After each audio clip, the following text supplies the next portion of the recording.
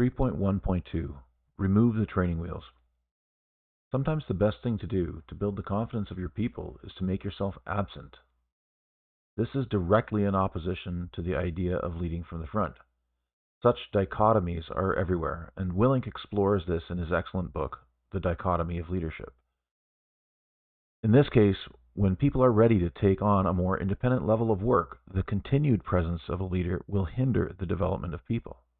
For instance, as was my case, when in a face-to-face meeting with a client's team and the leader's team, a physically imposing leader with a reputation as a knowledgeable, get-it-done guy will suck the air out of the room, pulling the attention of the client away from the growing people who are trying to build their own reputations.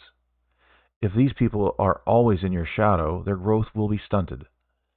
Set your ego aside and get out of their way. Helping these people to build their own reputations, especially in a service organization, is part of your job as a leader. If the leader is constantly the center of attention, the future people who need to be at the front and center with clients will never develop the skills and reputation needed for them to take over and allow the organization to scale. Your ego may like the attention, but you are missing opportunities to develop future leaders, and you will miss opportunities to do more in Quadrant 2 of the time management matrix in Figure 5. It is helpful to be quite explicit with your people, telling them, I trust you. You have the skill needed to do this without me being present. If you need help, you can call me in, and I will be happy to help. They will feel empowered, supported, and respected. In addition to feeling respected, taking on a new challenge is highly stimulating, a key hunger. Some people will find this new freedom and stimulation very rewarding. Leaders create more leaders. I've applied the above concepts in practice, but not always perfectly.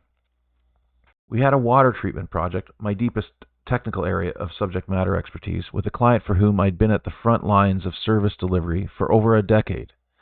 Our young and enthusiastic project engineer, Jessica, was running the project and doing a good job of it. Not just good, but great. We had our first design review meeting with the client. Jessica did a good job presenting, but inevitably when there were questions asked from the client, they would end up directed at me, as I had the relationship with the client leadership, my reputation, and the aforementioned physical presence. After that meeting, I decided to absent myself from future design reviews. They went fine, and our work on the project was successful. In the research for this book, I spoke with Jessica about her recollection of these events. And what I failed to do was to explicitly communicate to her that she had my confidence. Another interesting insight Jessica told me was that me being present in the meeting actually made her more nervous, as in her mind I loomed large as the only person in the room that would have the level of knowledge to call out any errors, however minor. So the added benefit of me not being present was to boost her confidence going into the meetings. In any case, providing this space for added responsibility would not have been possible without having made myself available outside these meetings. The investment in formal and informal training, the invisible to client interactions in preparing Jessica. Another way of taking the training wheels off is through process ownership, as discussed in section 2.2.1. 3.1.3 Flexing leadership style. Good leadership requires using a lot of different tools, and this is especially so in personal interactions with people of various social styles. In a group setting where there are a lot of social styles present, you can be natural, but it is important to know your organization and know your audience. Section 8.2.1 of Appendix 1 has an exploration of some of the theory behind Merrill Reed social styles discussed in the application here. It is recommended that if the reader is not familiar with the social styles of amiable, expressive, analytical, driver, that the appendix first be reviewed. If you are naturally expressive and you're working with one or more analytical types, then you may come across as, quote, salesman-like and not be very respected. Note that I'm not knocking salespeople. It's that an analytical person has a natural antipathy. Depending on where you are naturally, it may make sense to flex your social style to the neighboring quadrant of driver or amiable to be more persuasive with that individual group. Depending on where you are naturally, it may make sense to flex your social style to the neighboring quadrant. In the case above, to driver or amiable, to be more persuasive with that individual group. The analytical will appreciate a more dialectical rather than rhetorical approach. A high-performing team will need some diversity of social style to keep it on track. A team of only analyticals will tend to get paralysis by analysis. They need a driver to keep them moving. Without an expressive, they may have difficulty in convincing people outside the team of something, maybe budget funding or pursuit of a particular strategic objective. An amiable added to the mix will be more sensitive to the level of cohesion in the group and help keep it together. As a leader, you may be more dominant in one social style, and it is not productive to surround yourself with clones. It is important to get some other social styles around you to help cover your blind spots. By flexing your social style towards a direction where you are more compatible with a person you are interacting with, you'll be able to connect with them better. Moving away from social styles and into an adjacent topic of motivation, it is important to understand how people are hunger-driven and to deliver the appropriate positive and negative and conditional and unconditional strokes. An unconditional stroke is based on who they are. A conditional stroke is based on something they have done. A positive stroke is acknowledgement or praise of something that was done. A negative stroke is providing criticism of something that was done. An example of a negative unconditional stroke would be if someone is, and this could be unknown to you, of Eastern European descent, and you make a comment about how disgusting Eastern Europeans are. Negative unconditional strokes should be rigorously avoided. A positive unconditional stroke could go in the other direction, where some kind of affinity is proclaimed about Eastern Europeans. While it might be great for one individual, it then leaves a whole bunch of other people feeling left out and negatively stroked. In a workplace, it is generally suggested that, especially in group settings, unconditional strokes are counterproductive.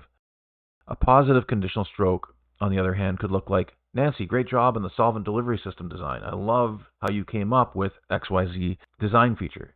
You are now acknowledging what the person did and reinforcing the good behavior. A negative conditional stroke is the opposite, where, "Nancy, that design on the heat exchanger really didn't work. Next time, let's have another senior engineer review that work before it goes out to client review." A good strategy for delivering a negative stroke can be to make a poop sandwich. Put the negative stroke in between two positive strokes instead of the blunt delivery above. One of the slices of bread in the sandwich could be the leader expressing their belief that the team member is capable of improvement in performance to the desired level. This depends on the individual you are delivering the feedback to. Some will not even hear the negative feedback if packed in between the positive and come away thinking they're doing splendidly. For these people, do not use this tactic, or maybe all you need is an open-faced sandwich. Some people will come away only having heard the negative feedback and feel beaten down. Ideally, over time, you could develop good delivery skills and good enough relationships with people that relatively direct negative strokes can be delivered without anyone taking it personally. Delivery of critical feedback takes practice. Considering this, the example above could look like, "Nancy, thank you for getting the heat exchanger done on time, but the unit was oversized and won't fit into the space available. Please have Jane review the design next time before it goes to the client. Jane's super knowledgeable and likes working with you." Then there is the hunger side to consider. If someone has a particular hunger for recognition, then a positive conditional stroke in public is the way to go. More shy people may benefit more from private positive feedback. If a person is structure motivated, then added structure or praising them for some of the structure they created would be rewarding to them, while someone who is stimulation motivated may find praise over their creative endeavors more rewarding. Further reading on transactional analysis is recommended. 3.1.4.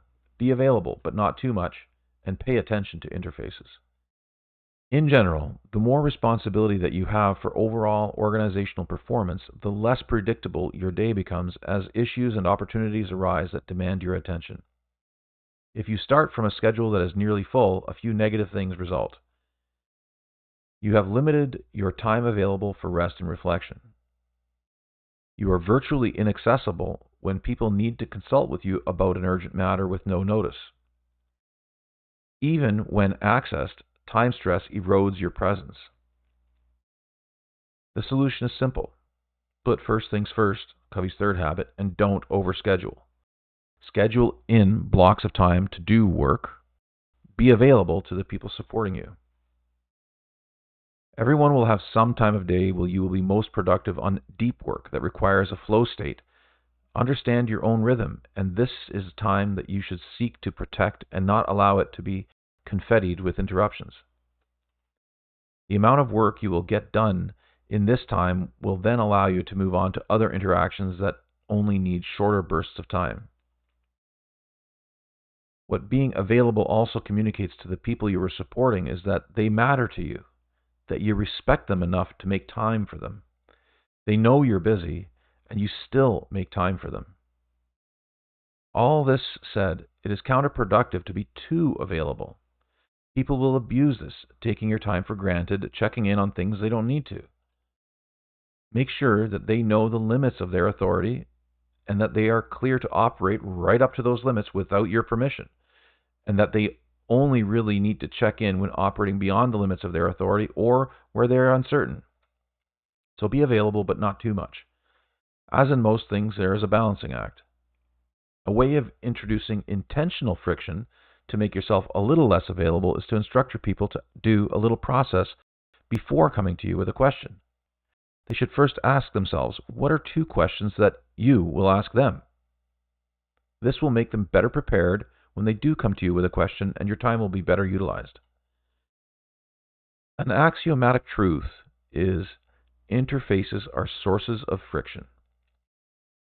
In the physical world, friction results in a dissipation of energy as useless heat that further energy is used to manage. For young leaders starting out in project management, the project interfaces are places for extra attention as likely places for crises to form. Effectively managing these interfaces reduces the risk of crisis. In the leading of an organization with the multiple business units, sometimes with hard silos, it is the leader to which these units report to ensure that there is no more than the desired amount of friction in place. Lack of lateral communication across an organization can be deadly. While if there is the right amount of lateral communication, possible crises are anticipated, identified, and eliminated before they happen. In an empowered team with decentralized authority, this will happen without the leader's direct involvement.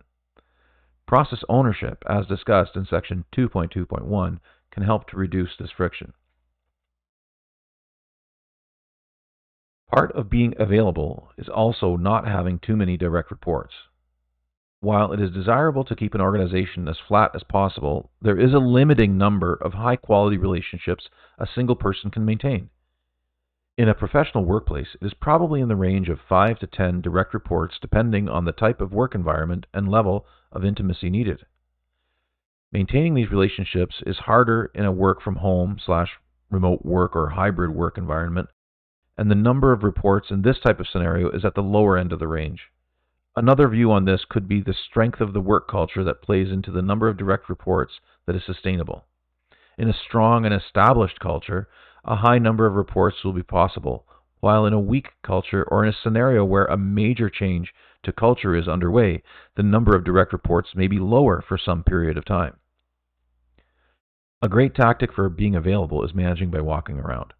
In the face-to-face environment, talking with people who are not your direct reports about what they are working on, even asking them, how does what you're working on fit into the strategic plan, can help gauge engagement, how well the plan is being communicated, a whole host of nonverbal things if you are paying attention and being present.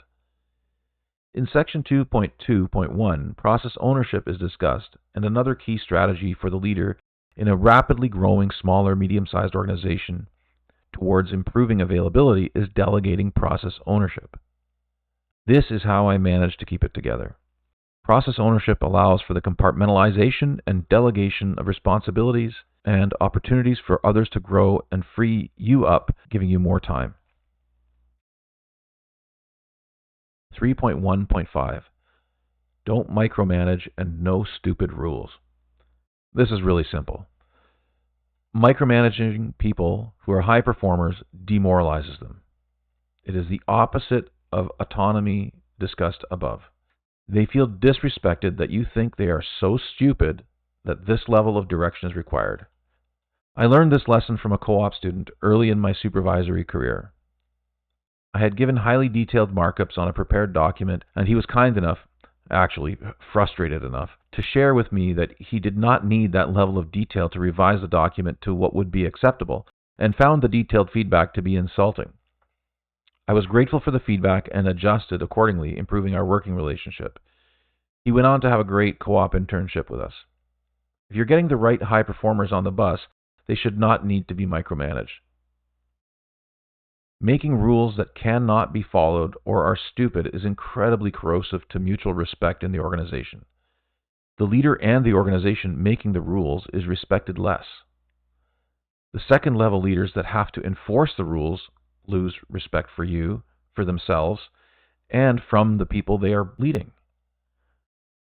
The people breaking the rules may lose respect of their peers and the leaders. Awful. A stupid rule that people must break to get their job done pushes people down the path of making rule breaking habitual. This puts people down the path to full corruption. If you get the right people that are engaged on the bus in the right seats that understand the leader's intent, then minimal rules are necessary. A culture is established where people know what the expected results are, the acceptable ways of doing, and delegation becomes much easier. Make as few rules and policies as possible, but as many as necessary. A caveat on the above is in the case of poor performers. It is a good thing to give people a second chance, however, there needs to be a limit. If there's a poor performer on a team and the leader has authority to decide who is on the team or not, constitutes a failure on the part of the leader. In cases of poor performance, the leader should evaluate for a square peg in a round hole situation. It could be the person that is performing poorly is simply in the wrong job.